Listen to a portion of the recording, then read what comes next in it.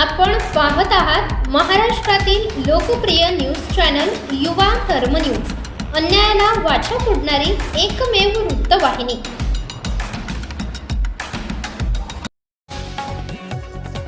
लोकजनशक्ती पार्टीचे रामविलासचे राष्ट्रीय अध्यक्ष नामदार चिराग पासवान, केंद्रीय कॅबिनेट अन्न प्रक्रिया उद्योग मंत्री, भारत सरकार, नवी दिल्ली यांनी मुंबई येथे हेरिटेज हॉटेल या ठिकाणी माननीय कलीमुद्दीन शेख, ठाणे जिल्हा अध्यक्ष आणि मुख्य संपादक दृष्टिकोन प्रतीक यांचे मराठी हिंदी साप्ताहिक न्यूजपेपर या वृत्तपत्राचं उद्घाटन करण्यात नामदार चिराग पासवान यांच्या हस्ते करण्यात आले।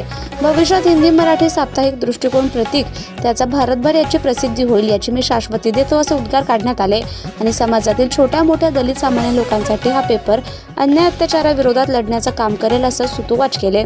दृष्टिकोन प्रतीक साप्ताहिकला पुढील वाटचालीस हार्दिक शुभेच्छा दिल्या।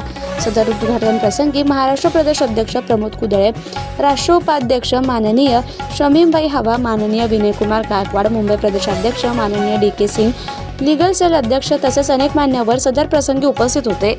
लोकजनशक्ती पार्टी रामविलासच्या महाराष्ट्रातही चांगल्या पद्धतीने उभं करण्यासाठी राष्ट्रीय अध्यक्ष चिराग पासवान हे आवर्जून लक्ष देणार आहेत। तसेच पक्ष संघटनेत महाराष्ट्रामध्ये गाव पातळीवर पोहोचण्यासाठी सर्वतोपरी सहकार्य करणार आहेत। लवकरच महाराष्ट्र जिल्ह्यातील प्रमुख शहरात झंझावाती सभा घेण्यात येणार आहेत असे सांगितले।